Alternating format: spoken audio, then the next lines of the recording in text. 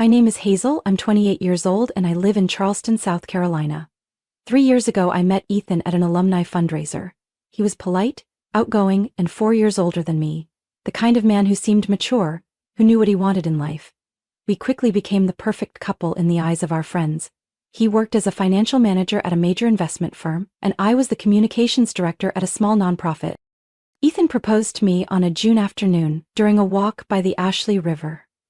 The ring he gave me wasn't the biggest diamond, but the look in his eyes made me feel like the luckiest woman in the world.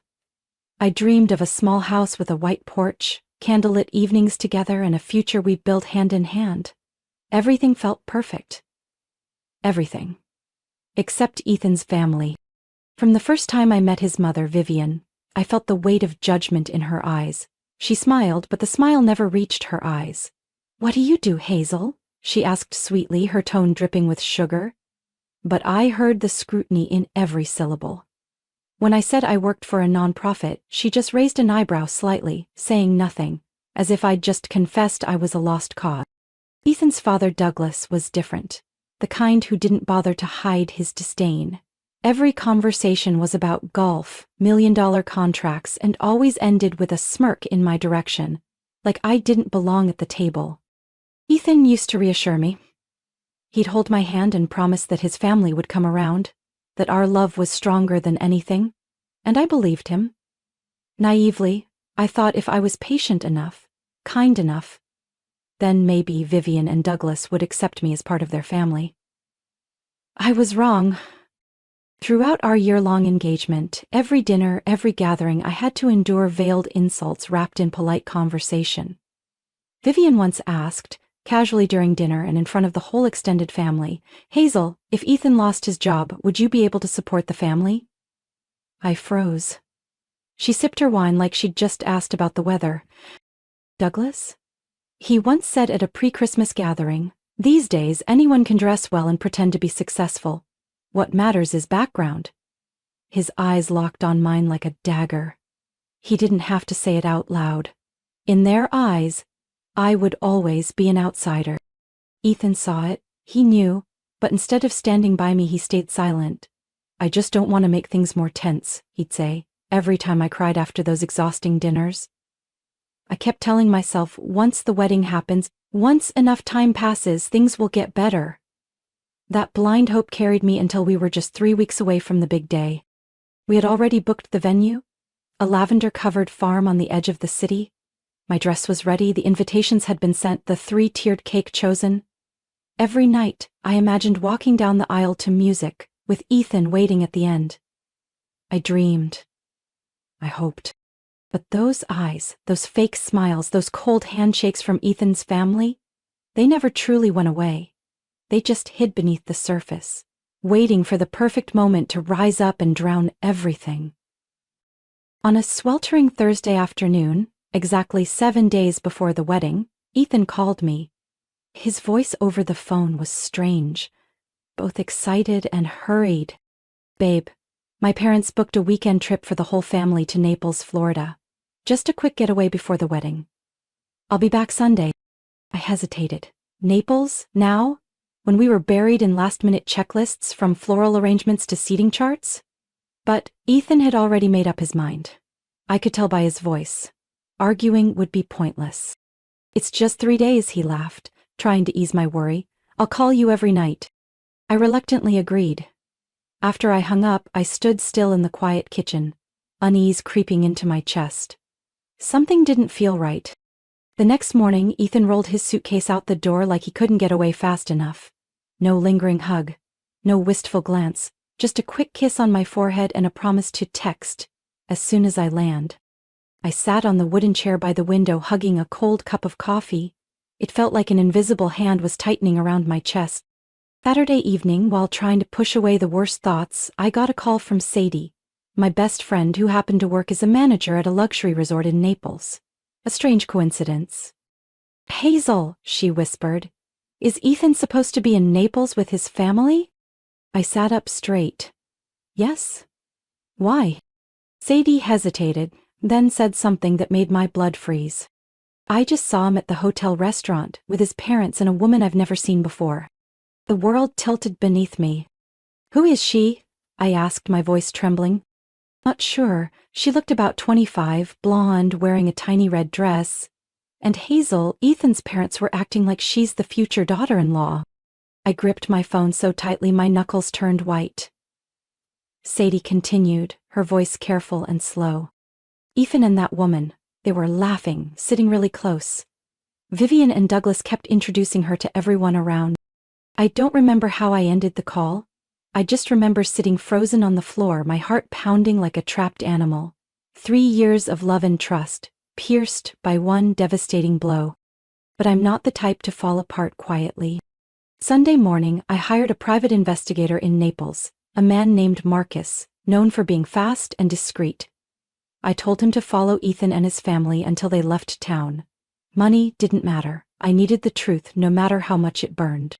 For the next 24 hours, I didn't eat. I didn't sleep. I just sat by my phone, counting every minute. By Sunday evening, Marcus sent me the first batch of photos. In every frame, the truth was brutal. Ethan standing next to the woman, smiling as she wrapped her arms around him. Vivian nearby, her eyes glowing with satisfaction. Douglas raising a glass like he'd just won a long strategic game. Her name was Lily, Marcus had found out, a high-end sales associate at a luxury boutique in Miami. Not a coincidence. Not a mistake. A calculated move. That night, when Ethan came home, I waited for him in the living room. My heart was stone cold. For the first time in 3 years, I looked at him and didn't see the man I once loved. He walked in, eyes avoiding mine, shoulders slightly hunched. I smiled, a sharp, knife-like smile. Good trip? I asked softly. Silence. A silence so heavy I could hear the ticking of the wall clock. Then he said something that shattered my world. I think we should postpone the wedding. I set down my coffee, reached for the folder I had prepared and slid it across the table to him. Perfect, I said coldly. Because I just got some interesting updates from your trip. Ethan flipped through the photos, his eyes wide with disbelief as he stared at the undeniable proof. In the images, Lily beamed as Ethan leaned in to whisper something. Vivian watched from nearby, her expression calculated. Douglas raised his glass, looking thrilled. None of them acted like a wedding was happening in less than a week. I crossed my arms and watched as Ethan struggled to speak. The air between us was suffocating. He stammered, this isn't what it looks like. I bit back a bitter laugh. Isn't what it looks like. What is it, Ethan? A rehearsal before swapping brides? My words hit him like a slap. He bowed his head, silent. Right then my phone buzzed. It was Sadie. You won't believe this, she said quickly. I just heard Lily bragging at the bar. She told her friends Vivian and Douglas promised if she could make Ethan waver, they'd take care of everything. I closed my eyes for a second. The suspicions I'd buried deep were now in plain sight. This wasn't some accident. It wasn't a joke. It was a plan. One meant to replace me. I hung up and stared coldly at Ethan, who was still dazed by the photos. Did you know? I said, my voice eerily calm. She's running around Naples, bragging about sabotaging our wedding. Saying your parents hired her? Ethan looked up, eyes red. He opened his mouth, searching for a defense, but none came. I stood up, walked to the filing cabinet and took out a large envelope. Here, I said, sliding it toward him. The hotel bill, spa receipts, restaurant tabs, and the jewelry store invoice, the one where Lily got her little gift. Ethan opened it, each piece of paper hitting like a hammer. I leaned against the desk, arms folded, eyes locked on his face. You didn't just betray me with your actions, I whispered. You betrayed me with your silence. Just then, the door swung open. Vivian and Douglas walked in like they owned the place. Vivian held a wedding planner, while Douglas mumbled something about a golf course, eyes still glued to his phone. They only stopped when they saw the scene inside, me standing coldly by the table, Ethan stunned in front of the evidence file. Vivian broke the silence first. Oh, come on, she said with a forced smile. It was just a few harmless meetups. Don't blow this out of proportion, Hazel. I turned to her, my gaze firm, no trace of hesitation. Harmless? I repeated, my voice like steel. Booking hotel rooms for Lily, paying for her jewelry, introducing her to your friends like she's family. That's what you call harmless? Douglas didn't even lift his eyes from his phone, completely detached. Vivian took a step forward, smirking. Hazel, you have to understand, we were just thinking about Ethan. He deserves a better future, someone more suitable. I let out a sharp, bitter laugh. You mean someone with a wealthier family, don't you? I asked, each word cutting. Someone who can bring your family more money and status? Vivian didn't deny it. She simply adjusted her shawl, her eyes icy. I turned to Ethan, locking my gaze on him. What about you, Ethan? I asked quietly, my voice as sharp as a blade. Do you think I'm not good enough? His mouth opened, but the words died. His silence said it all.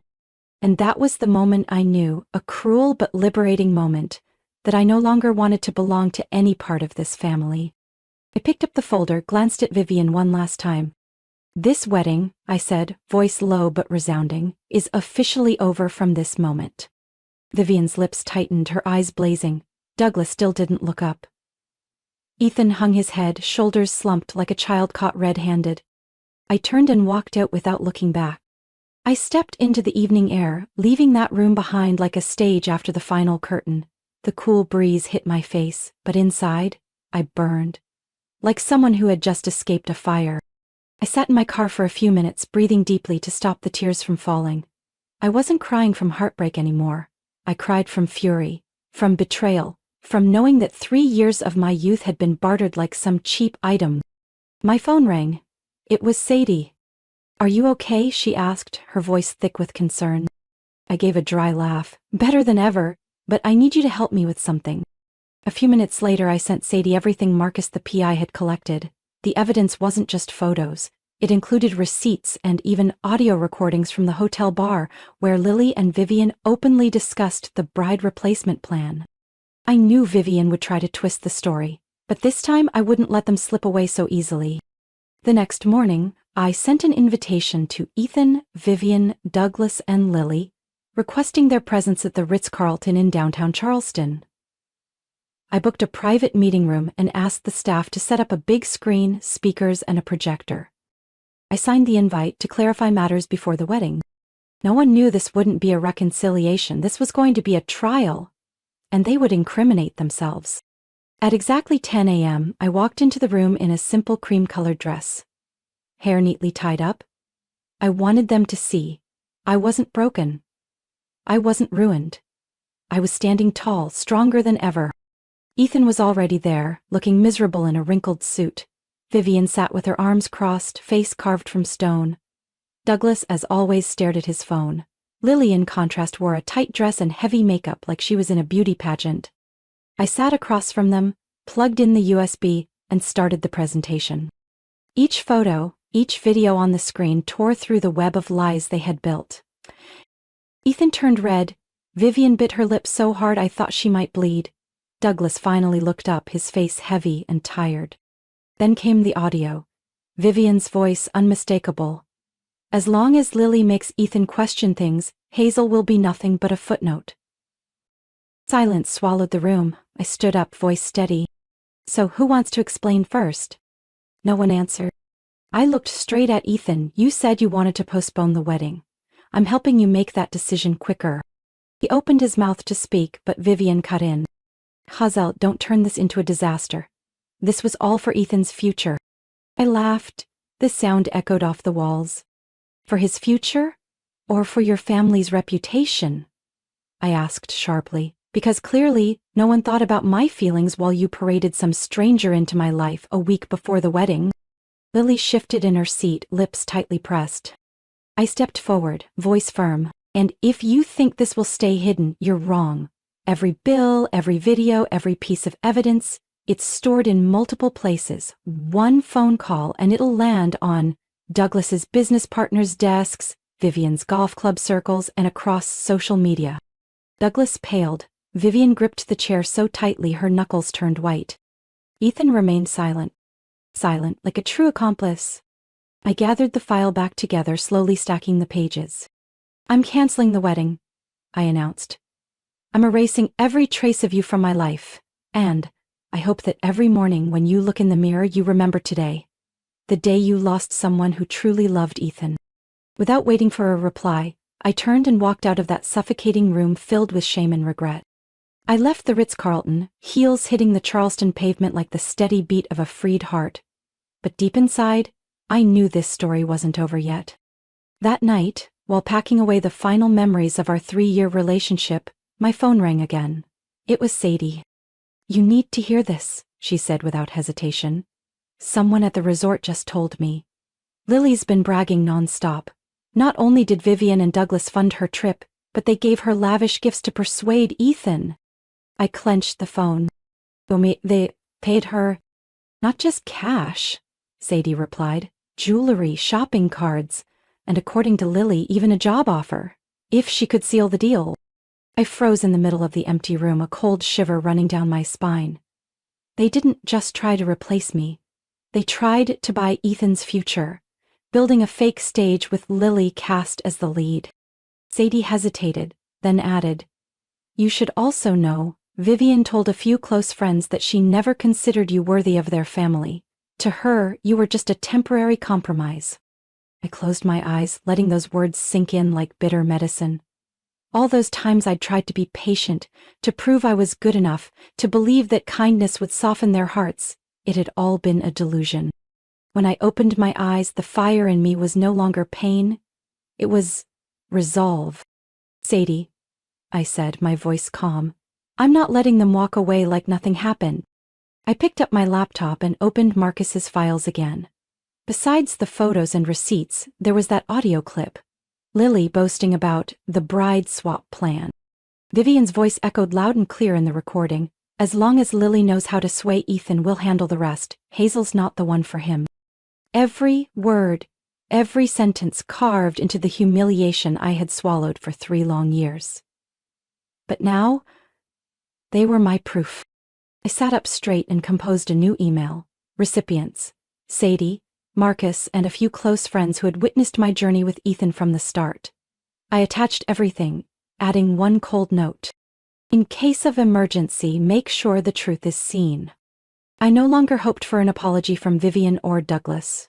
I no longer waited for Ethan to come to his senses. They chose their path, and now I'm choosing to let them face the consequences. By the next morning, the news began to leak. It started as whispers among friends, but within hours it spread. The prestigious Douglas family tried to swap brides a week before the wedding by hiring a third party. Several of Douglas's business partners canceled meetings. Rumors buzzed at the golf club. A former charity friend of Vivian even posted a thinly veiled jab online. I used to think bride swapping was just a soap opera thing. I sat in my usual cafe, sipping a latte, calmly reading the flood of messages. Not because I wanted to watch them fall, but because this was justice. The kind they once thought they were too rich to ever face. As of Wednesday, around noon, Sadie sent me a short text. "Lily just deleted all her social media. Word is she's furious that Vivian cut her off after the truth got out." I smiled faintly. Lesson 1 in Vivian's world: loyalty has a price, but it's worth nothing when scandal hit. As dusk fell over Charleston, I walked along the riverbank, feeling weightless. I no longer needed to twist myself just to be accepted. I didn't have to shrink who I was to hold on to a love that never deserved me. 3 days after the scandal exploded, I decided to take one final step. An emergency meeting at the wedding venue, the place that was once meant to mark the most sacred moment of my life, would now be the stage where I exposed every lie. I sent invitations to Ethan, Vivian, Douglas, and Lily. The message was brief. Urgent meeting to finalize event planning. I wanted them to think I was still hesitating, still holding on to some desperate hope. They all showed up. Vivian in a beige Chanel dress, her eyes betraying irritation. Douglas brought his laptop, probably still clinging to the idea of going over the prestigious guest list. Ethan looked worn out, the dark circles under his eyes proof of sleepless nights. And Lily? She arrived like the star of the show, in a short dress, bold red lipstick, and a smug glint in her eyes. I stood before them, a large screen behind me in the hall. Without a word, I started the slideshow I had carefully prepared. First image, Ethan and Lily, cozy by the pool. Second, Vivian handing a gift box to Lily outside the hotel room. Third, a $1,000 receipt for silver jewelry from the boutique at the resort. Fourth, an audio recording of Vivian promising to take care of everything if Lily could make Ethan change his mind. The room fell silent, except for the soft hum of the projector. When the audio clip ended, I turned to face them. I think, I said, voice calm but sharp as steel, someone should start explaining. Vivian forced a nervous chuckle. Hazel, don't be dramatic. It was just a few little arrangements. We can still talk this through. Douglas frowned, face flushed, but said nothing. Lily surprisingly only shrugged, her lips curled in defiance. And Ethan, the man I once believed would hold my hand for life, just sat there, eyes down, silent like a shadow. I took slow, steady steps toward him, my eyes locked on his face. Do you have anything to say to me? Ethan looked up. His eyes were so hollow it made my skin crawl. I think, he croaked, voice hoarse and broken, we should go our separate ways. No apology, no explanation. Just a cold farewell in the middle of the mess he helped create. I gave a faint smile, feeling strangely lighter. Good, I said, my voice echoing through the empty hall. At least this time you had the courage to say it. Vivian jumped to her feet, her face turning red. Hazel, you'll regret this. Not everyone gets the chance to join a family like ours. I looked at her, a bitter smile playing on my lips. I'd rather start over with nothing, I replied, than live a lifetime under your control and lies. Douglas quickly tugged her back into her seat, whispering something into her ear, likely advising her to stop before it got worse. I packed up my laptop, adjusted my dress, and walked out of the hall with my head held high. Behind me, the murmurs started. Whispering, bickering, confusion spreading like a slow-burning fire. But I didn't look back. I walked past rows of empty chairs, past white tablecloths still waiting to be pressed. Every step I took marked the ground that should have witnessed the happiest day of my life. The scandal spread faster than I expected. Within a week, what started as hushed gossip over afternoon tea became full-blown news across Charleston. The Douglas family tried to sabotage a wedding by hiring a replacement bride. Every detail fell into place. Vivian searching for a better candidate, Douglas funding it behind the scenes, Lily receiving lavish gifts to wedge herself into my 3-year relationship with Ethan. Online forums tore into the story like wolves at a feast. The social circles Vivian once proudly led, from her golf club, charity groups to elite parent associations, began quietly removing her from membership rosters. Messages saying we need to pause our collaboration rained down like a summer storm. Douglas didn't fare much better. Some of his investors discreetly pulled out, citing a need to reevaluate the company's ethical standards. An internal board meeting was postponed indefinitely. I listened to all of it in silence, not with glee, not with regret, just with a quiet sense that justice was finally working the way it should. As for Lily, the woman who thought sneaking into the Douglas family would transform her life, she quickly realized sandcastles don't survive real waves. After the scandal broke, Ethan clung to her like a drowning man to driftwood. They were spotted having dinner at a few local restaurants, trying to pose as a couple who weathered the storm. But Lily was never the type to suffer for love.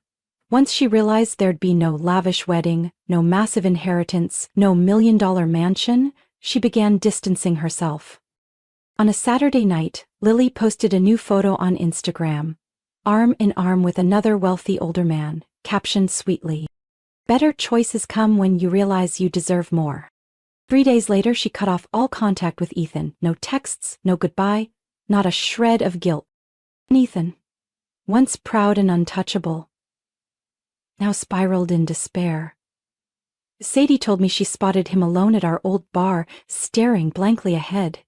A full beer, untouched before him. Maybe Ethan thought he was playing a dangerous game, that he'd explore other options and come back to me once the dust settled. What he didn't realize was that game destroyed everything, not just our love, but the last bit of respect I had for him. Vivian's true nature became clearer than ever. She hosted a few small parties, desperate to repair her social image, but few people stayed. Polite greetings, followed by quick excuses to leave. Event invites stopped coming, replaced by conflicting schedules and family priorities. Douglas faded into silence. Rightfully so, his business reputation was the most valuable thing he ever had, and now it was crumbling in plain view. I lived in peace while they weathered the storm they created. Every morning, I woke up in my sun-filled apartment, brewed a rich cup of coffee, and smiled at where I stood. Not as a bride left behind, but as a woman who chose herself. 1 month after I walked away from the altar that never got built, Sadie and I threw a small party, jokingly calling it a rebirth celebration. Close friends came, we laughed, celebrated, danced under warm yellow lights. I wore the simple white dress I'd originally picked for my engagement party, but this time I wore it for me. No license, no vows, just real freedom. That afternoon, as golden sunlight bathed the historic streets of Charleston, I stood in front of a tall mirror in Sadie's living room, gently adjusting the ivory silk dress I wore. Not a wedding dress, not a glamorous gown, just a light flowing dress, free, effortless, and a perfect fit for the new life I was stepping into. Sadie walked in holding a small flower crown and beamed. Here she is, the queen of tonight's party. I burst into laughter, the kind that finally carried no bitterness, no weight. No Ethan, no Vivian, no judgmental stares or passive-aggressive comments. Just me, surrounded by people who truly loved me for who I was. The non-wedding party was held in Sadie's backyard, which she had decorated with warm string lights, white ribbons fluttering in the breeze, and lavender blooms placed all around. The guests were only my closest friends, the ones who had seen me through both my brightest and darkest days. Everyone dressed simply but radiantly. There was no pressure, no pretense, just genuine laughter and tight, meaningful hugs. Sadie popped open a bottle of champagne and poured the first round. Raising her glass, eyes twinkling under the lights, she said, "We're not celebrating a wedding, we're celebrating a woman who chose herself." Everyone cheered, and for the first time in months, my heart felt weightless. We ate pizza instead of a fancy buffet. Instead of premium red wine, we clinked glasses of juice and soda. The 3-tier wedding cake that was meant for the big day, Sadie had replaced it with a small, simple cake, piped with one sweet message. "Welcome back, Hazel." I couldn't hold back the tears, but this time they were tears of pure happiness. That night, with music playing and laughter filling the air, I danced with my friends under a sky full of stars. No heels, no heavy dress, no pressure to appear perfect in anyone's eyes. I danced with my whole heart, messy, clumsy, but absolutely free. Near midnight, Sadie pulled me from the dance floor and handed me a small silver-wrapped box. "Gift for you," she whispered. I opened it. Inside was a simple bracelet engraved with 3 words. "End your story." I clutched it in my hand, feeling the sweet weight of those words. No one has the right to write my story but me, not a family, not a man, not a false promise. I smiled at my reflection in the window glass. The life I once feared would crumble without Ethan was, in fact, just beginning a new chapter. The most beautiful one yet. Where I was finally holding the pen. As the party ended and friends began to leave, I stood alone in the quiet backyard, looking up at the sky. A shooting star streaked across the night, quick as a blink. I closed my eyes and whispered a simple wish. May I always remember that freedom is not the absence of pain, but the choice to move forward even when the heart has been torn. I opened my eyes, smiling softly, and took my first steps into a future that didn't need a lavish wedding or a grand venue. Only a heart brave enough to love life with unshaken faith. That day, I thought I had lost everything. A 3-year love, a dream wedding, a family I fought to build. But in truth, I had been saved, rescued from a future full of deceit and manipulation. Now, I live my own life, free, strong, and no longer bending to please anyone. I've learned that sometimes, loss isn't the end. It's the door to something better, a journey where every step belongs to me. What do you think of Hazel's journey? Have you ever had to choose between love and self-respect like she did? Share your thoughts in the comments. and don't forget to follow the channel for more meaningful family stories ahead.